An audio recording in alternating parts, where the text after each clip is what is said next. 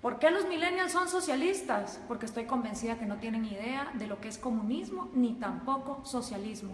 Cuando un millennial nos dice que quiere socialismo, nunca nos dice realmente qué es lo que quiere, cómo ambiciona que ese gobierno va a funcionar. No tiene idea de cómo van a funcionar las medidas políticas y económicas. Por eso se me ocurrió hacer socialismo para millennials. Bienvenidos. Vamos a arrancar desde la era industrial, cuando en el siglo XIX empiezan un montón de pensadores a pensar cosas que se denominaron como la filosofía socialista. Entre ellos estaba Giuseppe Mazzini. No digas tú, di nosotros. Esta visión de que renunciar al yo era lo mejor que le podía pasar a la sociedad. También Pierre-Joseph Proudhon, que dijo, la propiedad es robo. Estos dos contemporáneos inspiraron a Carlos Marx y a Federico Engels. Carlos Marx y Federico Engels se conocieron en 1843, 5 años antes de que escribieran el Manifiesto Comunista. Carlos Marx, hijo de padres judíos que dejaron la religión judía y se convirtieron al protestantismo, fue expulsado de Alemania, de Francia, de Bélgica, hasta que finalmente se va a Inglaterra, y en Manchester, junto con Federico Engels, un burgués, un hijo de industriales, ellos dos pues hacen el Manifiesto Comunista y describen el capital. Cosas interesantes, Carlos Marx trabajó muy poco en su vida y a la edad que yo tengo, 31 años, se retiró para ser un mantenido de Federico Engels por el resto de sus días. Vivió en Soho, Inglaterra, todo ese tiempo, y después de los 31 años nunca más volvió a trabajar.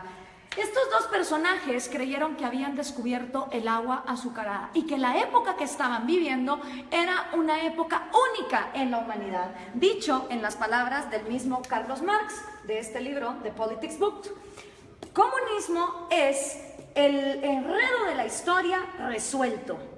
Para ellos el comunismo venía a resolver todas las luchas históricas. Según Marx y Engels, después de ellos la historia no volvería a ser la misma. Pero pensemos un poco en cuál era el mundo industrial en el que se movían Carlos Marx y Federico Engels. Para empezar, la filosofía que estos dos señores hicieron estaba inspirada para Alemania e Inglaterra, países industriales que tenían una gran industria que estaba cada vez más creciendo, no para países agrícolas. Y resulta que ni Inglaterra ni Alemania pusieron jamás en práctica las teorías de Marx ni de Engels tampoco. Quienes las pusieron en práctica fueron países agricultores que no contaban con las particularidades que Carlos Marx decía deberían de ser lo primero que debería haber, que es capital, manufactura e industria.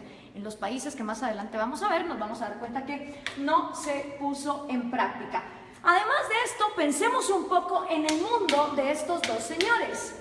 El mundo en el que se mueve Carlos Marx y el mundo en el que se mueve Federico Engels, 1848, es un mundo donde la esclavitud todavía era legal en Estados Unidos y en Europa, donde las mujeres no podíamos votar, prácticamente no teníamos ningún derecho porque éramos consideradas demasiado idiotas como para trabajar y votar. Era un mundo donde no había aviones, no había teléfonos, no había electricidad, no había inodoros, no había tampoco radios, no había televisión, no había satélites en el espacio, no había la mayor cantidad de profesiones que hoy por hoy existen en el mundo. Era otro mundo. Era una época donde estos dos hombres tuvieron la arrogancia de decir, de aquí para adelante la historia ya nunca va a cambiar. Ellos no tomaron en cuenta los avances tecnológicos, pensaron que la industria y esa época de los miserables iba a quedarse ahí para siempre. ¿Y en qué se basa esta crítica que estamos haciendo de el comunismo? Pues se basa en la crítica al proyecto de Gotha, escrito por Carlos Marx, El Capital, también escrito por Carlos Marx en 3 tomos, que por cierto el segundo tomo se imprimió luego de que Marx haya muerto, él ni siquiera lo vio publicado, y por supuesto el Manifiesto Comunista. Vamos a ver entonces, el Manifiesto Comunista se basa en 2 fases. Esta es la primera fase que tiene 10 puntos. Ustedes vayan viendo si estos 10 puntos son lo que los millennials defienden cuando dicen que son socialistas. Vamos a ver, millennials, vamos a ponerlos a prueba. El primer punto de la fase 1 del Manifiesto Comunista es la abolición de la propiedad privada. Expropiaciones que son todavía cosa de todos los días en América Latina, no son ajenas a ninguno de ustedes. El segundo puesto es impuestos fuertemente progresivos. Esta idea de que los más productivos de la sociedad sostengan más al Estado, porque del Estado vivimos todos. Entonces, mientras más paguen los más ricos, se supone que el Estado va a ser más justo y más fuerte, y para nada tiene que ver que eso desincentive a la gente a ser mejor. El tercero es abolición del derecho a herencias. Interesante, porque Rafael Correa quiso hacer también una ley de herencias bastante draconiana, donde se quería quedar con un montón de las herencias. El cuarto es confiscar la propiedad a emigrantes. Interesante que lo primero que hacen los regímenes socialistas y comunistas es no dejar que venga inversión extranjera, porque supuestamente en el himno socialista todos los obreros se van a agarrar de las manos, pero para lo que se trata de comercio todos somos enemigos.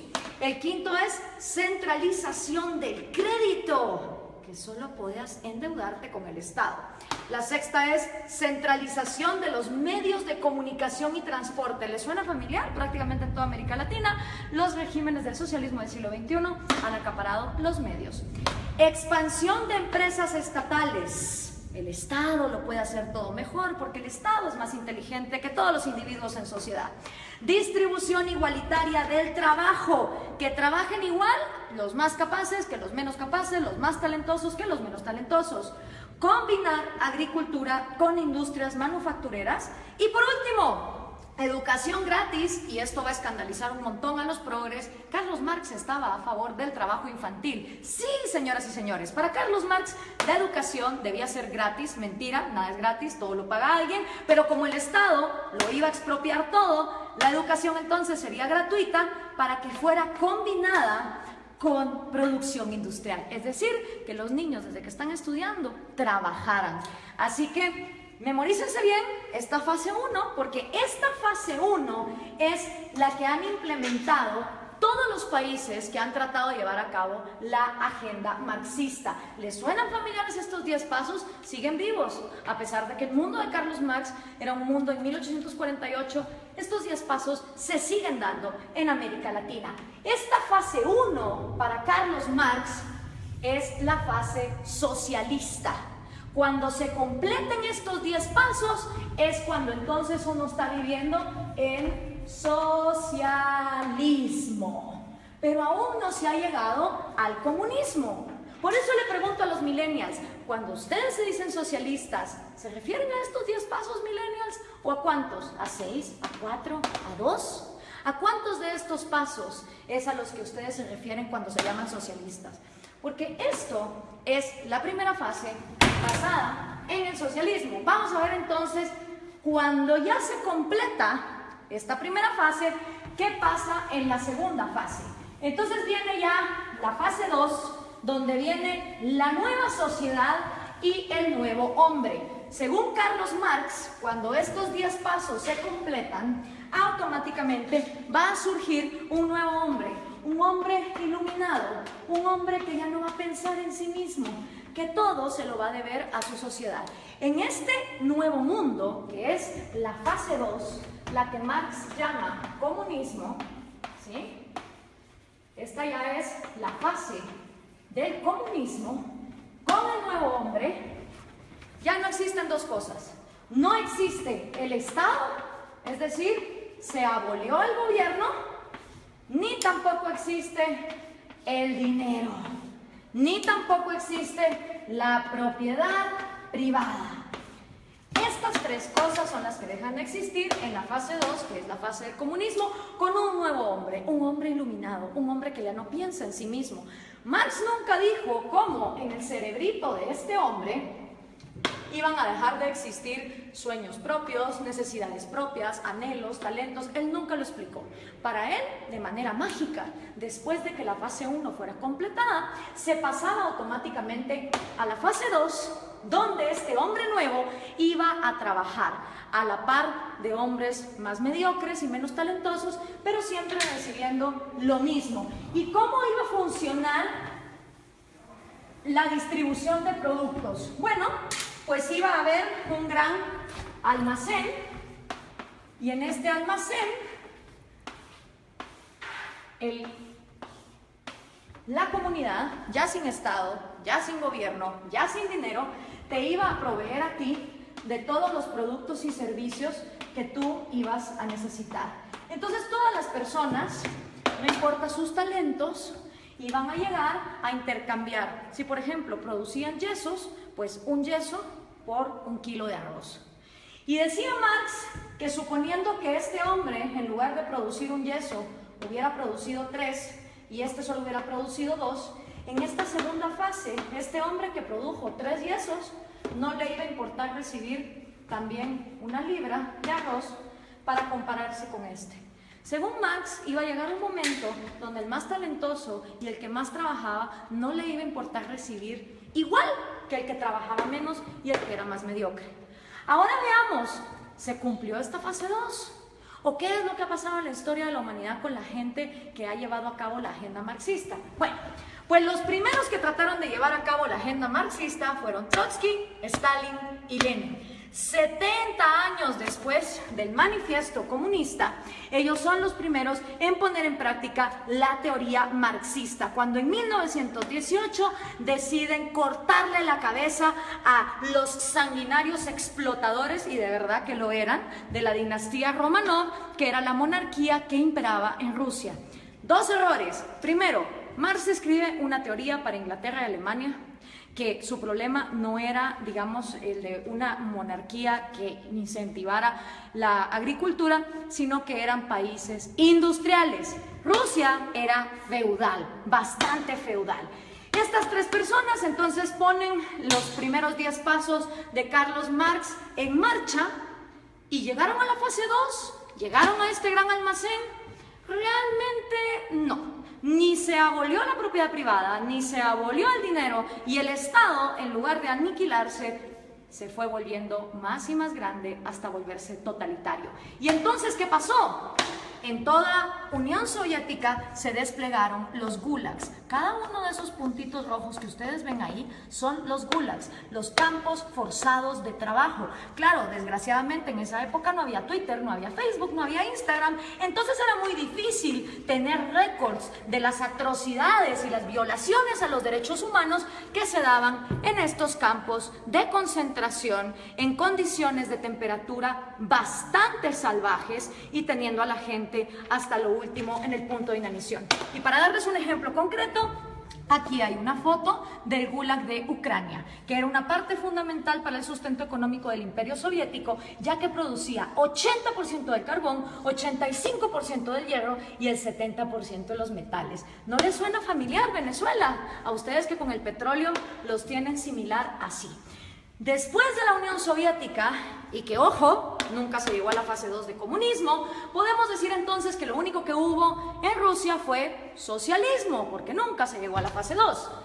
El siguiente sanguinario que quiso poner a prueba el comunismo fue Mao Zedong en China. En 1948 entra el Ejército Rojo y Mao hace su propio experimento con 2 atrocidades que aniquilaron a más de 60 millones de personas, que fueron el gran salto adelante y la revolución cultural, que básicamente era una manera de implementar los 10 pasos del manifiesto comunista y que llevaron al peor genocidio que la humanidad jamás ha visto. Y por supuesto, esta idea se trae a casa, y los primeros en traer la casa en su propia versión de Trotsky, Stalin y Lenin son el Che Guevara, Fidel Castro y Camilo Cienfuegos. Cosa interesante, Camilo Cienfuegos y Trotsky, siendo los intelectuales más moderados de este movimiento, fueron asesinados, este por Stalin y Camilo por Fidel Castro. Hasta en eso se parecen estos modelos, donde tenemos sanguinarios que traicionan a sus propios amigos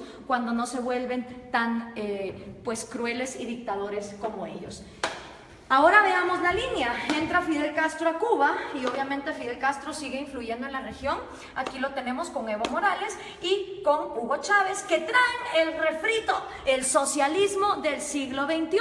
La misma idea, los mismos 10 pasos, la misma utopía, llegar al gran almacén donde hasta el talentoso iba a renunciar por el mediocre. Y esto se sigue pasando. Aquí está Hugo Chávez con Kirchner, Néstor Kirchner y con Lula da Silva. Y por supuesto sus nuevos reciclados, Dilma Rousseff, que acaba de ser destituida, Mujica, Cristina Kirchner con Hugo Chávez. Si podemos ver, la línea es directa. Las ideas son las mismas. Es la misma receta y el resultado es el mismo. Entonces, ¿por qué los millennials insisten en ser socialistas? No me cabe la menor duda que es porque no conocen su historia, no tienen idea de lo que significa el socialismo, ni tampoco tienen idea de que el comunismo llega hasta una fase 2 que nunca antes se ha dado. Veamos algunos resultados por acá. Tenemos la cantidad de muertos que el comunismo ha producido. En la Unión Soviética 20 millones, en China 65 millones, en Vietnam 1 millón. En Corea del Norte se calcula, porque obviamente no se sabe, 2 millones, en Camboya otros 2, en Europa del Este 1 millón, en Latinoamérica 150.000, en África 1.7, en Afganistán 1.5, para llegar a 94.3 millones, según los datos estadísticos de los mismos gobiernos. ¿Y quiénes han intentado el proyecto comunista? Nada más y nada menos que la mitad del territorio del mundo. Entre los países que han intentado el proyecto comunista están la Unión Soviética, Ucrania, Bielorrusia, Azerbaiyán, Georgia, Turkmenistán, Uzbekistán, Armenia, Kazajistán, Kirguistán, Letonia, Lituania, Moldovia, Estonia, China, Vietnam, Laos, Alemania Oriental, obviamente. Está también Hungría, Checoslovaquia, Rumania, Yugoslavia, Albania, Bulgaria, Corea del Norte, Cuba, Camboya, Etiopía, Angola, Mozambique, Nicaragua, Afganistán y por supuesto Venezuela, si tomamos en cuenta lo que se ha llevado a cabo. ¿Cuáles son tus probabilidades de toparte con el comunismo? Son increíbles. Imagínate que vos podés tener antepasados de Hungría o antepasados de Cuba y vivir en Guatemala y te vas a haber topado con el comunismo. Las probabilidades de que un ser humano se haya topado con el comunismo, una historia comunista, son de 1 en 2. Porque como les explicaba, de todo el mundo, la mitad del territorio de la humanidad ha intentado este experimento. Y el resultado no ha sido esa fase 2, no ha sido esa panacea de ese hombre iluminado, ese hombre que deja de pensar en sí mismo para solo pensar en los demás. El resultado ha sido lo que George Orwell nos describió hace tanto tiempo en La rebelión en la granja. Los humanos en el poder se vuelven los cerdos y para los cerdos hay todo, mientras que para el resto de animales no hay nada. En lugar de llegar a la fase 2, se llega a un lugar donde la burguesía son los nuevos, ya sean los Stalin, ya sean los Mao, ya sean los Castro, ya sean los Morales o los Chávez. Solo ellos se vuelven la burguesía, solo ellos se vuelven la élite, a costa de que todos los demás estén bien jodidos. Pero, ¿dónde se ha vivido comunismo? ¿Dónde ha habido igualdad? Pues miren, un lugar en el planeta donde hubo igualdad de miseria fue en los campos de concentración de Alemania. Porque ahí, como ustedes se pueden dar cuenta, todos eran iguales de miserables. Obviamente ahí no había propiedad privada, no había dinero, era la panacea. Y Viktor Frankl, que no se lo contaron, él lo vivió, él estuvo en un campo de concentración, uno de los psicólogos más reconocidos del siglo XX, hizo un llamado muy interesante. Everything can be taken from a man. Cualquier cosa puede ser tomada de un hombre, excepto por una. La última de las libertades del hombre. Exigir la actitud que uno va a tener en cualquier set de circunstancias para escoger uno su propio destino. Quiero hacer énfasis en esta frase porque lo que está aquí diciendo Viktor Frankl es que la mayor libertad del hombre reside que aunque esté en estas condiciones, uno va a decidir con qué actitud va a enfrentarse a la vida. Pero ¿qué podía saber Carlos Marx de estas cosas? Regresemos a 1848, ni siquiera Freud, con su psicoanálisis, que ya está bastante desprestigiado, había empezado sus estudios. Tampoco Darwin. Se creía que la histeria de las mujeres se podía quitar con electroshock. La psicología estaba en pañales. ¿Qué sabía Carlos Marx del cerebro humano? ¿Qué podía saber Carlos Marx acerca de un hombre nuevo que tuviera en su cerebro la capacidad de dejar de pensar en sí mismo? Hablemos entonces de sus predicciones, que fueron completamente nefastas. La primera predicción de Marx: va a haber más países comunistas que no comunistas. No se cumplió. Hoy hay más países excomunistas que actualmente comunistas. La segunda predicción de Marx: la máquina va a acabar con el proletario y el proletario va a vivir en la miseria. Tampoco se cumplió. Hoy por hoy, en el siglo XXI, existen muchas más profesiones y muchos más puestos de trabajo, tomando en cuenta que las mujeres ya podemos votar y ya podemos trabajar, que las que existían en su época, con lo cual su segunda predicción tampoco se cumplió. Hoy por hoy, de cada 7 personas vivas, 6 ya no viven con $1 al día, como era en la época de Marx, donde había mayor pobreza igualitaria. Y otra también de las predicciones de Marx es que el comunismo, en donde fuera implementado, iba a pasar a la fase 2. Y esa tampoco se cumplió. Ninguno de los experimentos comunistas han llegado jamás a la fase 2. Nunca abolen ni la propiedad privada para los gobernantes, obviamente para todos los demás sí. Nunca se abole tampoco el dinero, ni mucho menos la propiedad privada. Pero aparte de Viktor Frankl, que escribió ese excelente libro de El hombre en busca del sentido, hoy por hoy tenemos excelentes referentes de la psicología evolutiva y la neurociencia que nos pueden explicar cómo de hecho nuestro cerebro no está diseñado para el comunismo. Uno de ellos es David Boss. Él es PhD, profesor de Harvard, de la Universidad de Michigan, de la Universidad de Texas, y ha escrito 7 libros de psicología evolutiva, incluyendo este. No son personas que te lo digan por fe, como te lo dijo Marx, y que solo lo dejó escrito, cómo iba a ser ese cambio en la psicología humana. Son personas que han estudiado la evolución, la genética de la vida, y que entienden cómo funciona el cerebro humano. Y una de las frases de David Boss es: no existe un agente autónomo con intereses llamado sociedad. Esto es una imposibilidad lógica. Sociedad como tal no piensa, no come, no llora, no tiene intereses. La sociedad no es más que el cúmulo de cada individuo. Y somos los individuos y nuestros derechos fundamentales los que realmente existimos en la realidad. Una sociedad de individuos pensantes, libres, funcionales, es una sociedad que avanza. Una sociedad donde todos los individuos se igualan hasta la miseria sin libertad, es una sociedad que no avanza hacia ningún lado. La sociedad como ente no se mueve. Los que se mueven son individuos. Y si algo le interesa a una sociedad que funciona como una célula, es que cada una de sus partes tenga vida, tenga propiedad privada y tenga libertad como sus 3 derechos fundamentales. Pero si eso no fuera poco, Steven Pinker, que también es un PhD, él se ha ganado el premio de la Academia Nacional de Ciencias a la mejor investigación en Inglaterra en 1993. También se ha ganado el premio de la Sociedad Cognitiva de la Neurociencia en el 2010 y ha sido 2 veces finalista del premio Pulitzer. Escribió el libro ¿Cómo funciona nuestra mente? Y una de las frases de Steven Pinker es: el mejor argumento contra el totalitarismo es reconocer una naturaleza humana universal, que todos los seres humanos tenemos un deseo innato por la vida, la libertad y la búsqueda de la felicidad. ¿Qué quiere decir esta frase? Que todas las personas, nazcamos donde nazcamos, en el país en el que nazcamos, en la cultura en que nazcamos, traemos 3 deseos innatos: el amor por nuestra vida, el amor por nuestra libertad y el amor por la propia búsqueda de la felicidad. ¿Qué significa eso?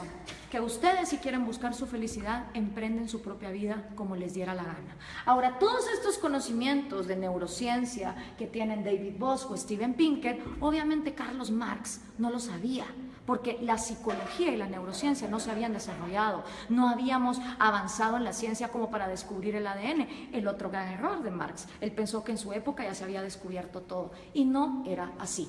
Entonces, al tener estos conocimientos, es inaudito, es inexplicable que los millennials sigan siendo socialistas. La única manera en que me lo explico es que los millennials no tienen ni idea de lo que es socialismo, ni mucho menos comunismo.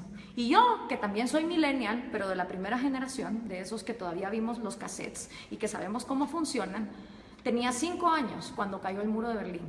Y me acuerdo como que fuera ayer de ver a esas personas celebrando y preguntarle a mi papá, ¿qué se está celebrando ahí? Me dijo, ahí se está celebrando que tenían a una población dividida a la mitad porque de un lado querían salir y no los dejaban. Si una idea es tan buena, no puede ser obligada hacia una cierta población. Y en todo lo que hemos visto aquí, lo único que hemos visto es obligación, hemos visto miseria, hemos visto genocidio. En la libertad no hay garantías. Yo no estoy aquí vendiendo una utopía ni una panacea. En la libertad hay riesgos y puedes perder como puedes ganar. En la libertad también existe la libertad de no participar en el mercado. En un país que vive en libertad, si hay un grupo de personas que quieren vivir como hippies e irse a una montaña y no ser parte del mercado y no tener propiedad privada, son libres de hacerlo.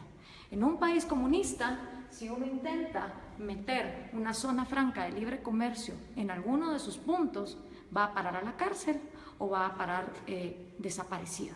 Esa es la diferencia entre vivir en un lugar donde se garantice la libertad y donde no se garantice. Esta utopía basada en el hecho de que el ser humano debe renunciar a su autoestima y a su amor propio para contribuir a su sociedad, es completamente errada por lo que la historia nos ha comprobado. Y lo único que logra son élites de cerdos, tal cual los describió George Orwell, que se quedan con todo a costillas de un pueblo que pierde lo más importante que todo ser humano tiene, que es su libertad. Espero esto les sirva a los millennials para entender qué es el socialismo y qué es el comunismo. Gracias por compartir.